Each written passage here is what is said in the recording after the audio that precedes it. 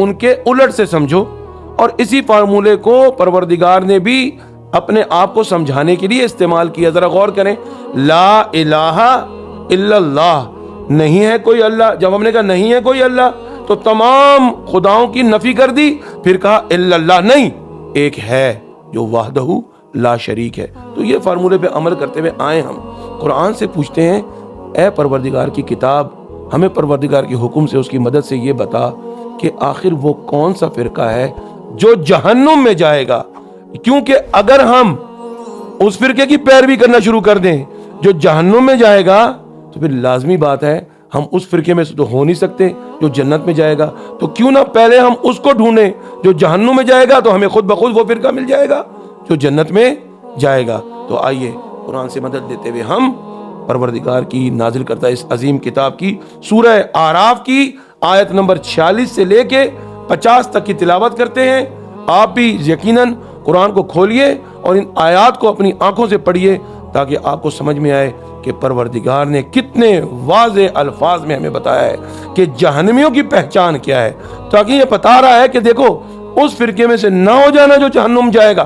तो जब हम उस फिरके से बच जाएंगे जो जहन्नुम में जाएगा, खुद ब खुद हम उस फिरके पर चले जाएंगे जो जन्नत जाएगा। आइए परवरदिगार क्या फरमाता है। सूरह आराफ, आराफ कहते हैं दीवार को, यानी एक ऐसी दीवार जो जन्नत और जहन्नुम के दरमियान में होगी। और उस दीवार पर होगा क्या? परवरदिगार फरमाता है इस आयत नंबर 46 में, वअलल आराफ रिजालुन, उस दीवार पर कुछ लोग होंगे, कुछ मर्द होंगे, यारिफूना कुल्लम बिसीमाहुम, जो लोग जो दीवार पर होंगे वो लोगों को उनकी पेशानियों से पहचान लेंगे। अल्लाहू अकबर। फिर होगा क्या? अब मैं अरबी नहीं पढ़ता, सिर्फ उर्दू का तर्जुमा पढ़ता हूँ, क्योंकि हमारा मकसद है कि बात को बयान करना, क्योंकि वीडियो हम चाहते हैं कि वो कम वक्त की बने।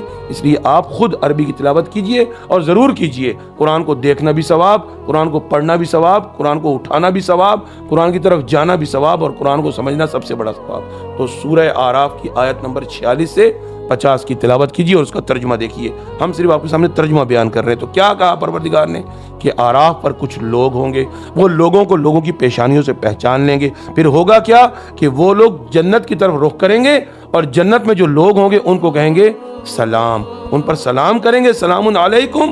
और वो ये कहेंगे कि हम अब इस दीवार पर हैं, हम जन्नत में दाखिल तो नहीं हुए, लेकिन हम भी इसकी ख्वाहिश रखते हैं कि हम फौरन तुम्हारी तरफ आ जाएं। लेकिन होगा क्या? वो उसके बाद जन्नत जहन्नुम की तरफ रुख करेंगे और फिर जहन्नमियों से बात करते हुए कहेंगे, अब गौर से सुनिए, वो जहन्नुमियों से क्या बात करेंगे। और इसी में इस बात की निशानी है कि वो कौन से लोग होंगे जो जहन्नुम में बैठे होंगे। तो परवरदिगार ने फरमाया, और जब उनकी नज़र जहन्नुम वालों की तरफ मुड़ जाएगी तो वो कहेंगे कि ऐ परवरदिगार, हमको इन जालिमों में से करार न देना। और फिर वो जहन्नुमियों की तरफ मुखातिब होकर उनसे कहेंगे, जिनको वो उनकी पेशानियों से पहचान भी रहेंगे, क्या कहेंगे? गौर से सुनिए। परवरदिगार फरमाता है कि वो उनसे कहेंगे, कालू मा अगना अनकुम जमउकुम व मा कुंतुम तस्तकबिरून, कि तुम लोगों की बहुत बड़ी जमात, यानी तुम बहुत बड़ी जमात में थे, वो जमात तुम्हारे काम नहीं आई। यानी बात समझें, अगर किसी के पास कोई अक्सरियत है तो वो ये गुरूर न करे कि हम बहुत बड़ी अक्सरियत में हैं तो हम ही दुरुस्त होंगे।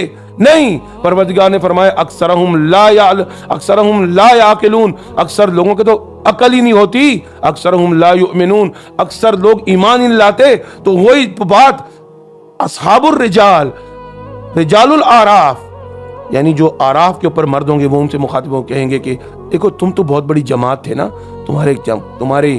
तुम्हारा बड़ा जमात होना तुम्हारे काम नहीं आया। और उसके बाद का जुमला हमारे लिए हिदायत का हासिल है। क्या कहेंगे?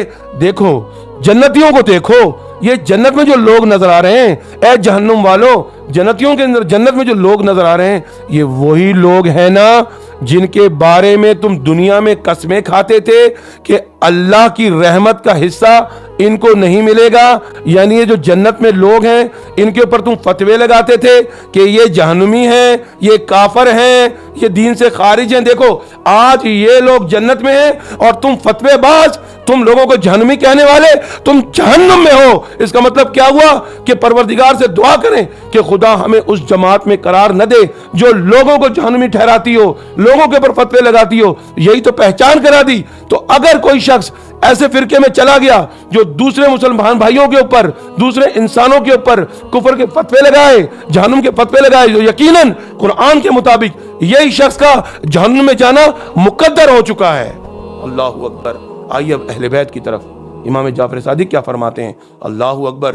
امام جعفر صادق کے پاس ایک شخص آیا، اس نے کہا کہ اے امام جعفر صادق، ہم تو اہل بیت کے پیروکار ہیں، کیا ہم یہ سمجھیں کہ ہم دوسروں سے بہتر ہیں؟